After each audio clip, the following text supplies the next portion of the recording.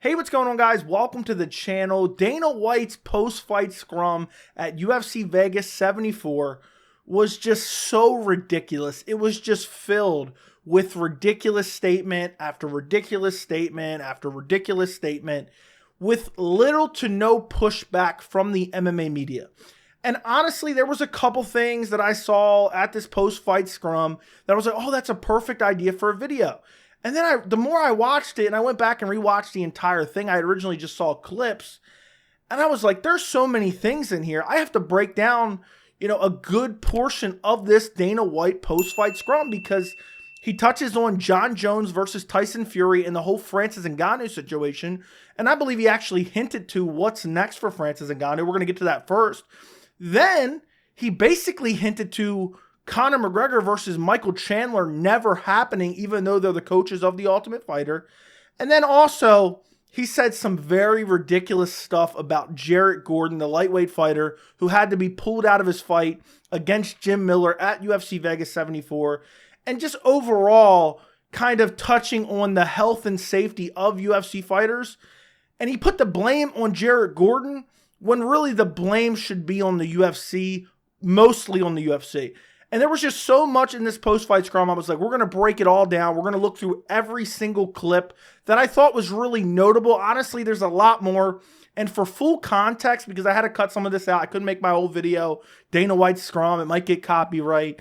I will link the full scrum down in the description if you want to go check it out. But I clipped out the most important pieces from this scrum. The first thing that he touched on was Jon Jones versus Tyson Fury. And kind of in relation Francis Ngannou, even though he didn't specifically say Francis Ngannou. And I cut out the beginning of this sequence. Essentially, a media member asked, what's the update on Jon Jones? Because the last we heard, he's fighting Stipe Miocic. There's talk of Madison Square Garden in November, but we haven't heard any update. Is there a chance it could be Sergey Pavlovich? There's been rumors swirling around we could get Jon Jones versus Sergey Pavlovich. Is there any update? And Dana White said, look, we really want him to fight in November, but we don't have an update on it next. And then without anybody even prompting him, he immediately goes into this diatribe just talking about, oh yeah, there's this narrative going around about Tyson Fury. And we're going to take a look at the clip in a second. But just some quick background on what's going on here.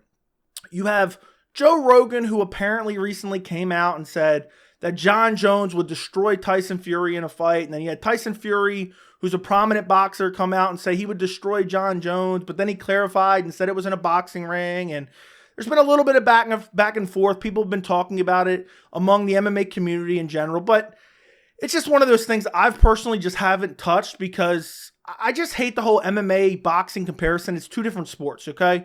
We all know what would happen to Tyson Fury if he came to MMA. We all know what would happen to Jon Jones if he went to boxing. So for me, it's pointless, and most likely it will never happen, so I've never really talked about it on the channel. But then also you have the background story, which I really think comes to prominent with this clip here, because even though it's not really said, it's just the underlying message here that I get from Dana White that no MMA media members asked about, no pushback at all. And I just believe, it was just reading between the lines, and I could just see it on Dana White's face as he's kind of awkwardly saying it. And essentially, just a quick background, I made a whole entire video on this, which I will link in the description. Francis Ngannou, the UFC heavyweight champion, fought out his contract with the UFC. The UFC, kept him on lockdown, extending his contract. Francis Ngannou desperately wanted out of it. The UFC didn't want to let him out of it. Finally, he fought out of his deal. And one of the main sticking points was Francis Ngannou wanted the ability to potentially go box. It's been a dream of his. He's wanted to go box, but he also wanted some other things among his contract that UFC was unwilling to give him. So essentially, they ended up parting ways. Francis Ngannou was able to get out of his contract with the sunset clause and go on to sign a lucrative deal with PFL, the biggest heavyweight deal in MMA history. And 2 weeks ago, the last UFC Fight Night card, Dana White scrum, Dana crapped all over Francis Ngannou for wanting that boxing match. So now fast forward to this event. This is what Dana White had to say when he was breaking down the potential Jon Jones versus Tyson Fury matchup that, just coincidentally enough, Francis Ngannou's kind of wanted that fight for a long time. Let's take a look at the clip, then we'll come back and react to it. one of the things that I want to kind of point out with you guys that happened recently, and I like Tyson Fury. I have a great relationship with Tyson Fury. So there's this debate right now about the baddest man on the planet, right? And Jon Jones is the baddest man on the planet. There's no doubt about it. So when you talk about who the baddest man on the planet is, if two guys fought in a fight, who would win? If you want to discuss another possible baddest man on the planet, it would be Tyson Fury, okay, in a boxing arena. And we all know that if Jon Jones boxed Tyson Fury wins. All these boxing guys want to talk about this, and they want to keep it in the ring. I'm telling Tyson Fury, whom I respect very much, if you really want to find out who the baddest man on the planet is, I will make that fight. I will make Jon Jones versus Tyson Fury in the octagon. And, we'll figure out. We figured out how to pay Floyd. We'll figure out how to pay you too, Tyson. So the offer is out there. So there he goes on to say, oh, there's this debate, Tyson Fury, Jon Jones, who's the baddest man on the planet? First off, please, MMA gods, please, MMA community, can we retire that saying? Does anyone else cringe when they hear baddest man on the planet? So unbelievably corny. But he goes on, and keep in mind, this was unprompted. He was just asked, is there an update on Jon Jones, which he already answered previously, which was not in this clip. And he just goes on this long spiel about, look, Tyson, if you really want to find out, I will make that fight, which I think is really, he's really thinking about something else. And we're going to show a second clip in a minute from a couple weeks ago that I just think is absolutely hilarious that I had to include in this video. But he's saying, okay, we'll make Jon Jones versus Tyson Fury, but we'll make it in the UFC octagon, which, again, I've already mentioned in this video. Jon Jones would destroy Tyson Fury. It is two different sports. You guys have to understand, in my personal opinion, okay, it is so different between MMA and boxing. It's no different than saying, oh, let's bring in this tennis player to fight Jon Jones. That's the way I see it. I understand boxing is a form of combat sports, but it is incredibly limited, okay? It's no different than just mixing and mashing any other sport. Oh, is Jon Jones going to go play baseball? Sure. Athletes can compete in multiple sports. It's just such a dumb theory. And Tyson Fury's come out and clarified, oh, I only want to box. I only want to box. I don't want a fight, because we all know he just trains boxing. He doesn't train, wrestling, jiu-jitsu, all the other aspects of MMA. But Dana White's insisted, we will make this fight. We found a way to pay Floyd Mayweather. We'll find a way to pay you too. Which, talk about framing an issue in such a dishonest way. They didn't pay Floyd Mayweather, okay? The UFC was a co-promoter on Floyd Mayweather versus Conor McGregor. But let's be honest. Basically, Dana White was brought in as a package deal with Conor McGregor because Floyd Mayweather knew his boxing match versus Conor McGregor would make a crap ton of money. And essentially, Mayweather Promotions was the main promoter there, along with Showtime. And essentially, Dana White's sole role in that entire event was to just promote Conor McGregor, that he has a chance in a boxing match against Floyd Mayweather. Dana White's only job was to sell the fight. You go back and you take a look at the ring that night. There's not UFC branding everywhere. There's not UFC sponsors everywhere. There's barely a mention of the UFC anywhere to be seen. It's not plastered all over the ring canvas. It's not. Because what happened was Floyd Mayweather, Mayweather Promotions, Showtime, paid Conor McGregor and also paid Dana White, because Dana White needed a fee because he had Conor McGregor under contract. So essentially, for the UFC and Dana White to let Conor McGregor box, he had to get a cut of this event, which was going to be a mega event, and that's why he allowed it, where he won't allow necessarily other fighters to do it, because he's not going to make the amount of money that he made with Conor McGregor venturing over there. So that's just laughable in itself. But then you have the fact that he says, I'll make it tomorrow. I will make Jon Jones versus Tyson Fury. And I just have to mention one more time, even though I've mentioned it multiple times, he brought this up unprompted. And he's smiling ear to ear, and he's a little bit awkward, and he's kind of just going on this long spiel. Let's flash back 2 weeks ago to the post-fight of UFC Vegas 73, when he's talking about Francis Ngannou's new PFL deal and how the PFL deal allows Francis Ngannou to potentially box a boxer. Let's listen to what he had to say just a mere 2 weeks ago from that clip I just showed you. Let's take a look. PFL is going to pay this guy to train for a boxing match that may not even happen and that they might not even be involved in. How does that make any sense? It doesn't make sense to me. I mean, Anthony Joshua called it a gimmick fight this week. You know, he when asked about that fight, he's like, I'm focused on fighting the best guys in the world.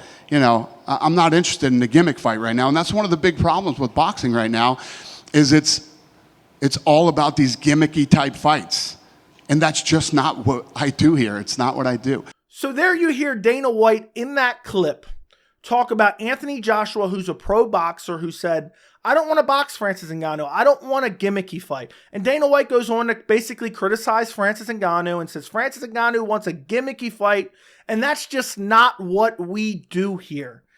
And I find that hilarious, and I made a whole video about this, and again, I will link that video down in the description. That's just not what we do here. He literally said this a couple days after they announced the BMF title at UFC 291, a fake WWE belt.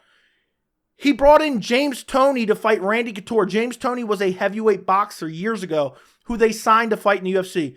This is the same organization that brought in CM Punk, a WWE wrestler, to fight in the UFC with no fighting experience.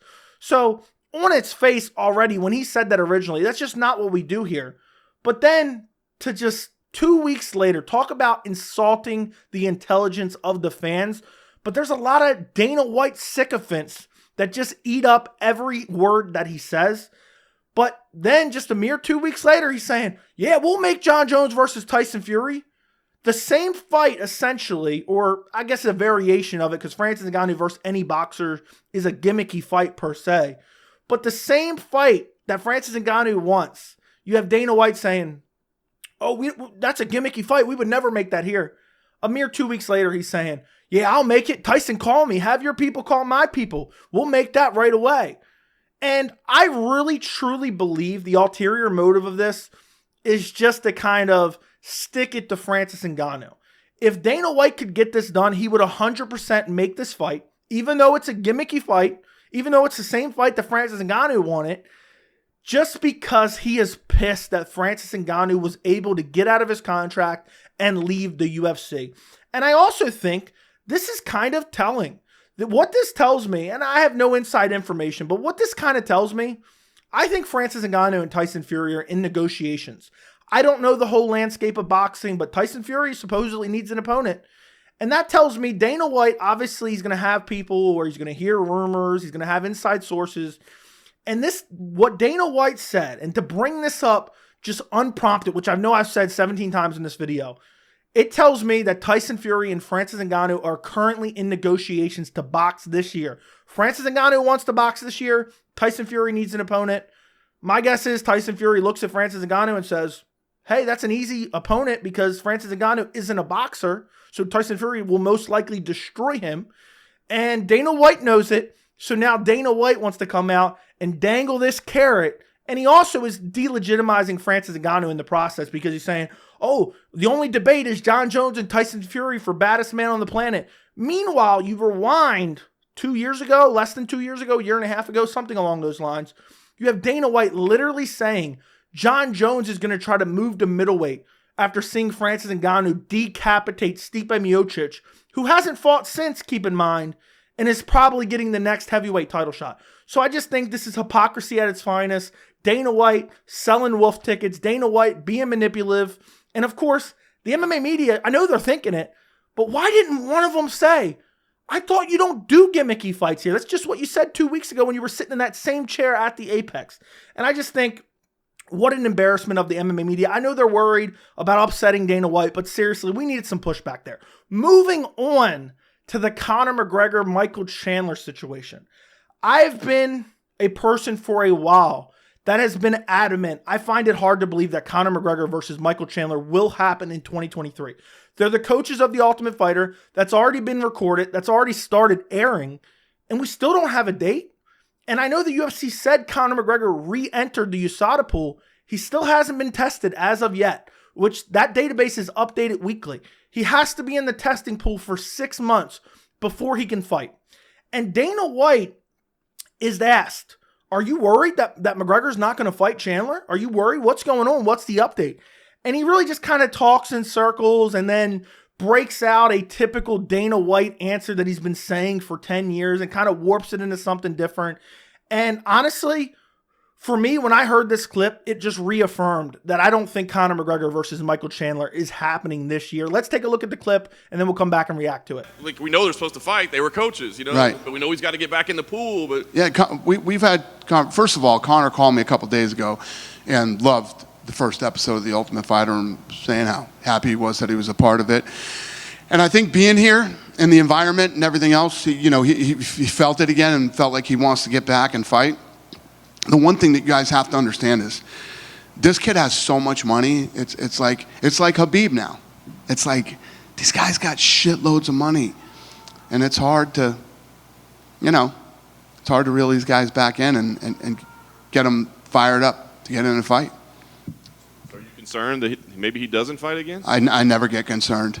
You know what I mean? Listen, when guys show, we have a massive roster of people that want to come in and people that are ready to fight and people that want to be Conor McGregor, and be at that level.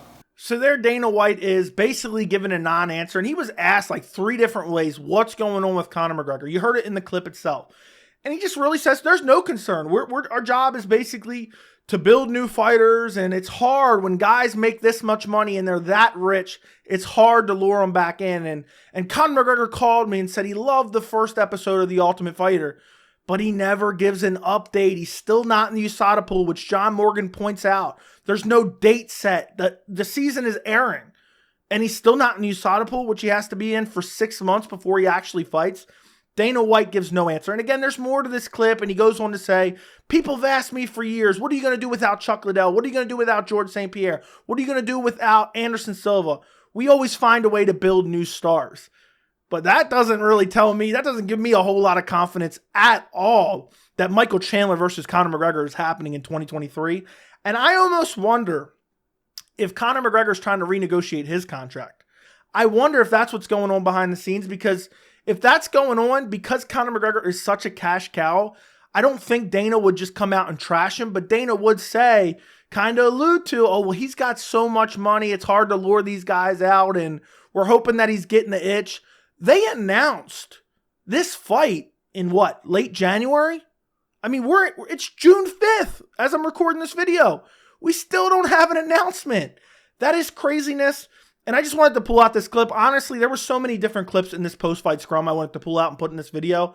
If you guys want to see me in the future do like a Dana White post-fight recap when he does have a notable post-fight scrum, let me know down in the comments. But I just thought, okay, it's not happening. I mean, seriously, this is one of the biggest fights the UFC can make. Conor McGregor's return from a broken leg against one of the most exciting fighters in the division, Michael Chandler. And Dana White's just saying, oh, I'm not worried that if he never fights again, we'll find other stars. He doesn't say, oh, we're working out the date now and we'll have the date soon. We'll make an announcement soon.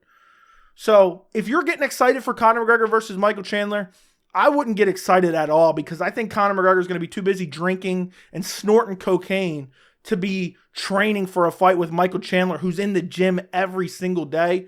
So I think ultimately Conor McGregor is not going to fight Michael Chandler, which I've been saying literally since January when it was announced. So, and you can go back on my channel and find that.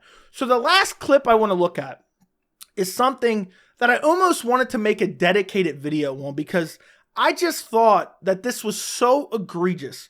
You had Jared Gordon, who recently accepted a short notice fight. I believe it was 17 days notice to step in at UFC Vegas 74 and fight Jim Miller in a lightweight fight.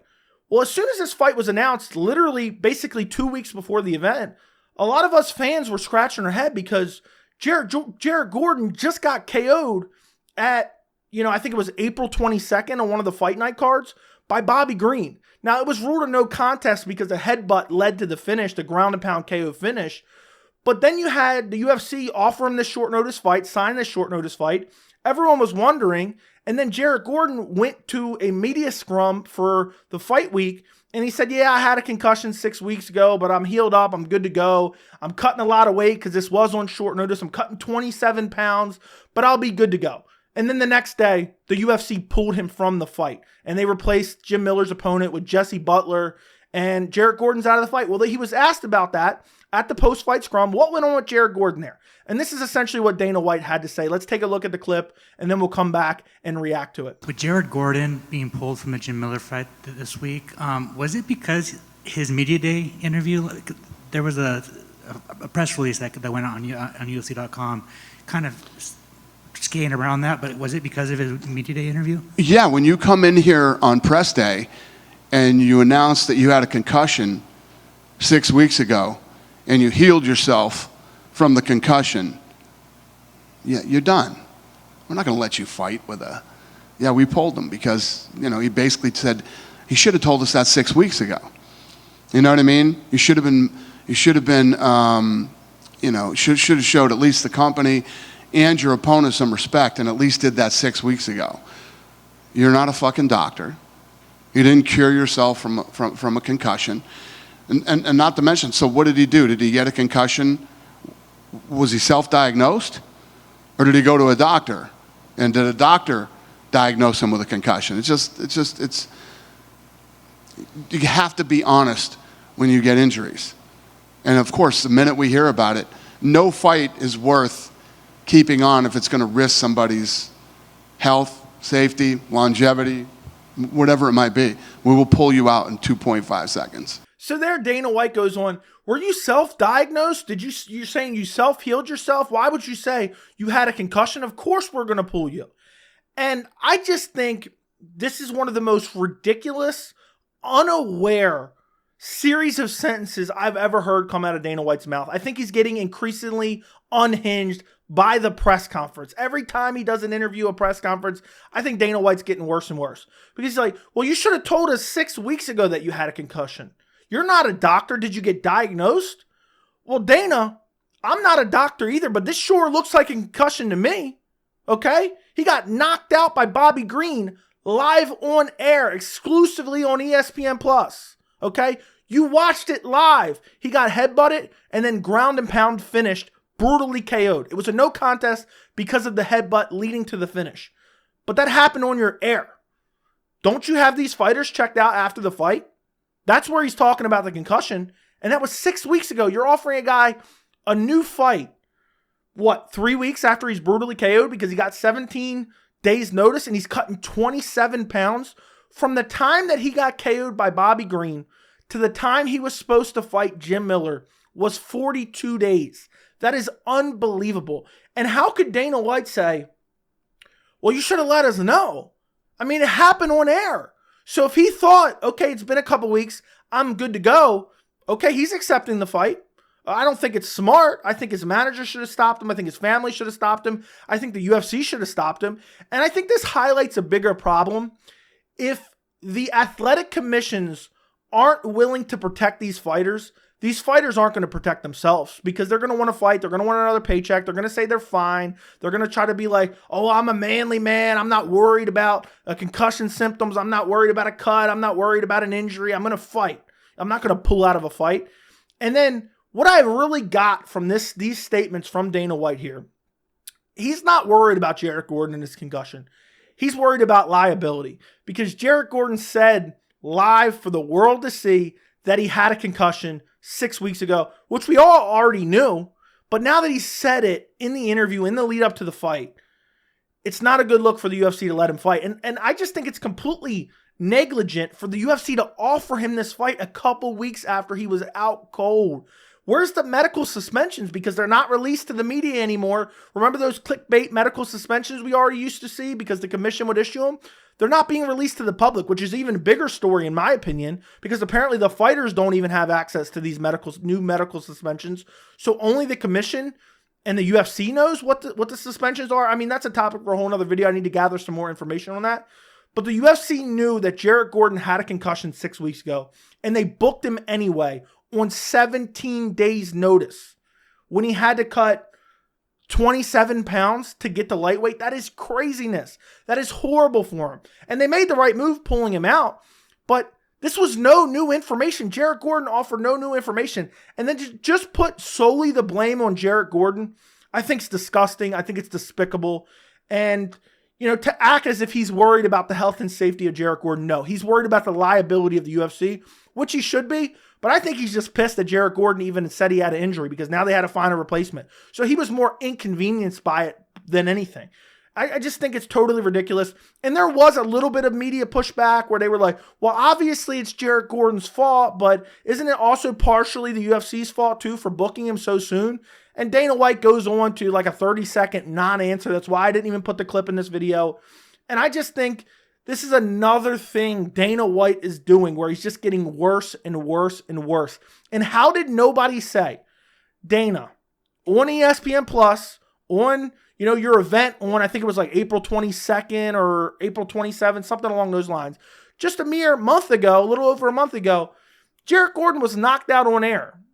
How could you guys not have known he had a concussion? Did you have him evaluated after the fight? Did he not see a doctor after the fact?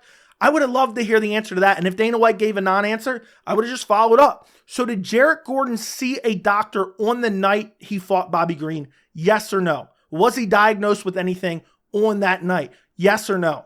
I wish the MMA media would do their jobs, but they're too worried about Dana White revoking their media credentials.